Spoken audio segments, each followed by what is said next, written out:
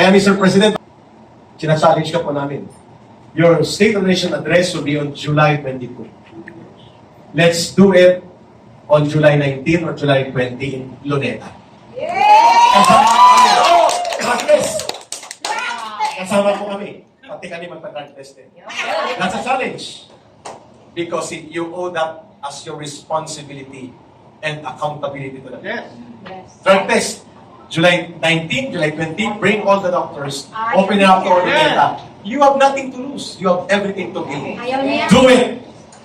Do it, Mr. President. We are not demanding from you. We are calling out as a people on you.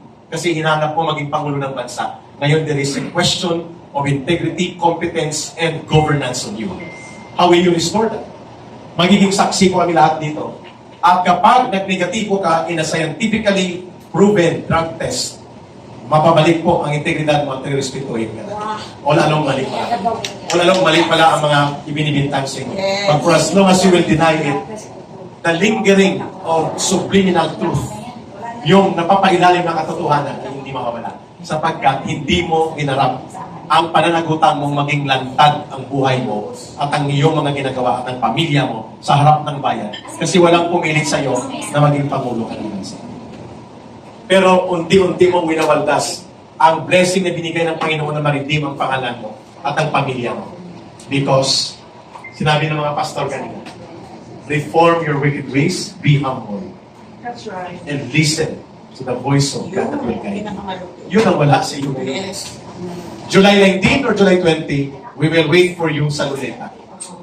Yan po ay sentimento ng taong bayan para once and for all, matutukan ko yun. Hindi tayo papapasukin. Sigurado. Lalagyan na naman ng doctor.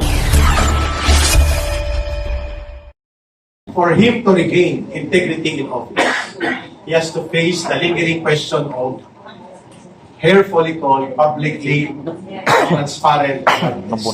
Nothing to lose. Everything to gain. Kung siya ay maging positibo, leave office, treat yourself, and the people will admit it.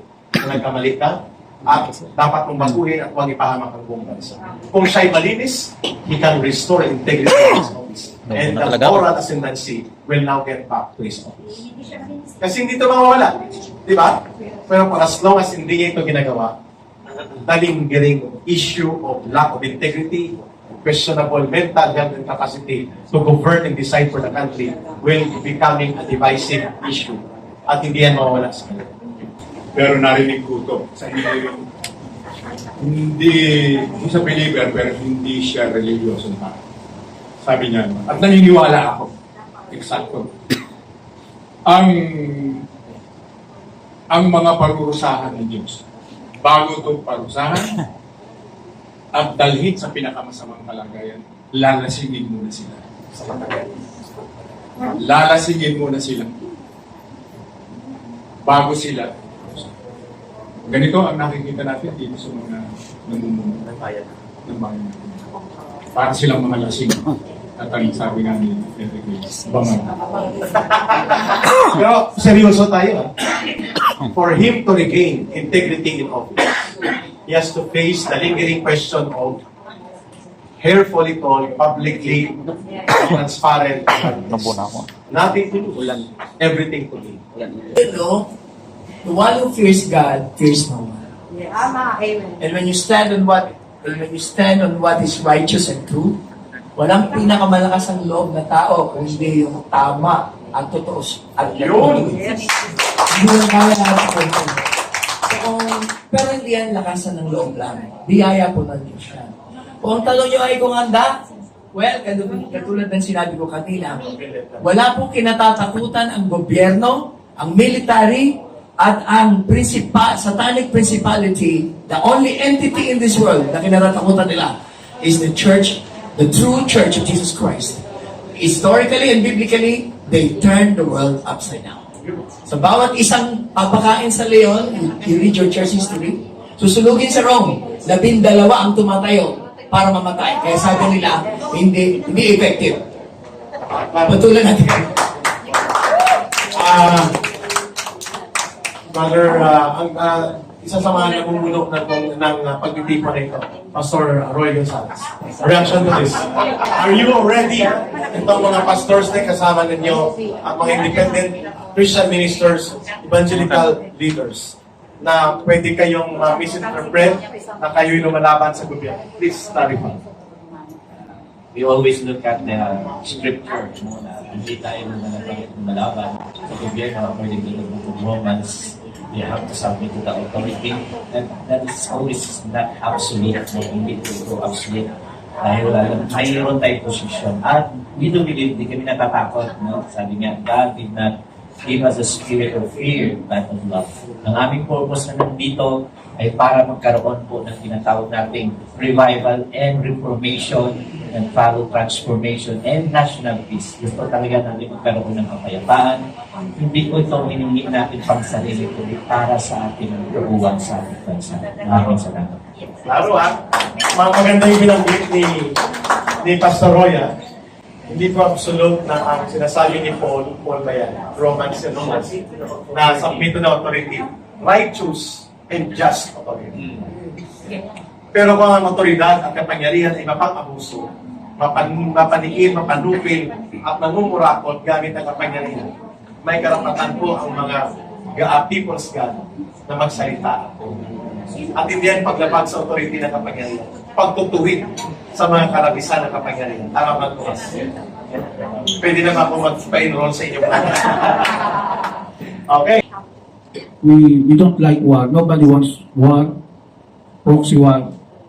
Matagal ko na nang sinasabi sa lahat ng churches organization, huwag nating hayaan na maging instrumento ang ating bansa patungong World War III.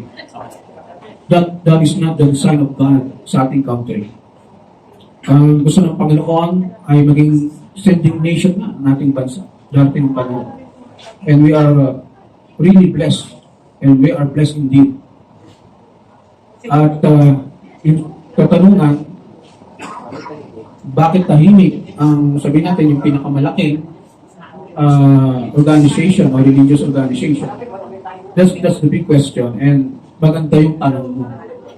You know, in the Bible, mula sa Old and New, kapag ang isang lingkod ng Diyos o mga lingkod ng Diyos na nilagay ng Panginoon na hindi na marunong makinig, hindi sensitive na sa flow ng Holy Spirit, talagang wala silang imaibababang mensahe. Because they are all blinded. Biningi sila ng kaaway because of things that they have done before. Starting 2019 with the pandemic. Diyan nagsimula ang gulo. Nagkahiwa-hiwalay, kanya-kanya, hanggang sa last election. So ngayon, yung talagang walang pataasan ng ihe, walang pagalingan, walang payabangan, at nakita ng Panginoong Diyos yung mga puso na yon, ng mga likod niya, na hindi kilala sa industriya ng ganong klase, katulad namin. Yun ang gagamitin ng Panginoon.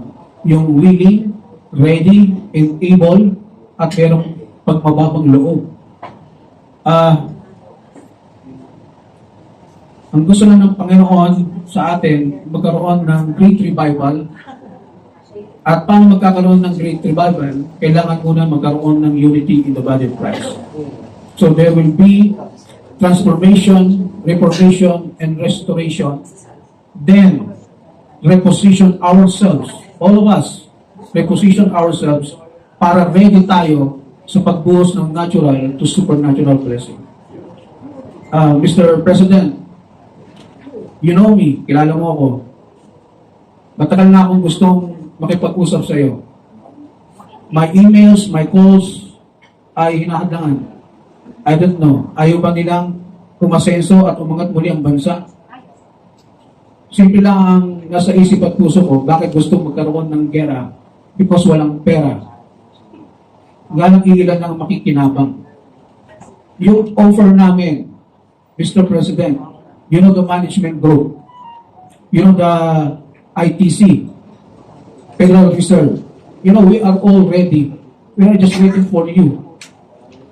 Para matulungan ka, matulungan din ang ating bansa at walang magiging civil war o proxy war hanggang papuntang World War III. Puntahan mo ako. Pwede mo akong papuntahan sa PSG mo. Even today, let's talk. Para matulungan ka namin matulungan mo ang bansa at walang mangyayaring gera. Mr. President, thank you so much. Thank you. Salamat sa sagot ng tanong nyo. Hindi interes ng malalaking simbahan niyo ang bumangga sa isang sitwasyon na nakikinabang siya ng sobra-sobra. Yan ang ibig sabihin doon. Ayaw nilang baguhin ang kalagayan na may sobrang pakinabang sila. Dahil nga, kung babanggain nila, hindi na nila mapapakinabangan yung advantage na yun. Sa political accommodation na yun. Nasa lang message na yun eh. Pangalawa, nilanggit niya, mas maganda kung ang inisyatiba sa pagpupuna mula sa mga God's people ay manggagaling sa ordinaryong leaders. Mga grassroots churches, independent churches, na direktang nakakaugnay ng taong bayan. At nabubuhay ang simbahan nila ng payak at simple sa hanay ng ordinaryong mamamayan. Because they can represent the sentiments of the people as well as the will and direction of the God na kanilang nire-represent. Tama po bang kuha ko sa tama? At ang problema lang ni Mr. Marcos, hindi ko kanina makalimutan ang advice ng mga pastor na ito, Ma'am Sandra. He has to change his wicked ways, humble himself, and listen and find the direction of God among God's people. Hindi sa mga barkada ng Amerikano, oligarkiya, at ang kanilang mga samahan na puro party, konsyerto, rock and roll, happy life, pleasure life, dahil hindi sila lumaki sa kinagisnan at pinagdadaanan ng milyong-milyong Pilipinong naghihirap. Yun po ang kanilang, the only, I think, chance na binigay ng Diyos sa kanya ay sinasayang niya ngayon. Kaya ako naniniwala talaga ko sa mga pastor at mga propetang nandito. Why? Yun din ang sabi ni pastor eh. Nang narinig ko, I'm talking to Pastor Kibuloy also. Eh sa SMNI man kami tumutulong. Sabi ni pastor, ganito rin sa sinasabi. Ang anumang pagkakaroon ng kapangyarihan na hindi sinasamahan ng pagtutuwid ng pag-uugali at puso at damdamin, mawawala ang lahat. Yes. Temporal power cannot become permanent kung yan ay ginagamit sa kasamaan at personal ng mga dinigas. Kahit hindi yan ang takang poder na gusto ng Panginoon sa sinasabi ninyo. Ang poder, sabi ng Panginoon, ay ginagamit sa kabutihan ng sangkatauhan at buong lipunan.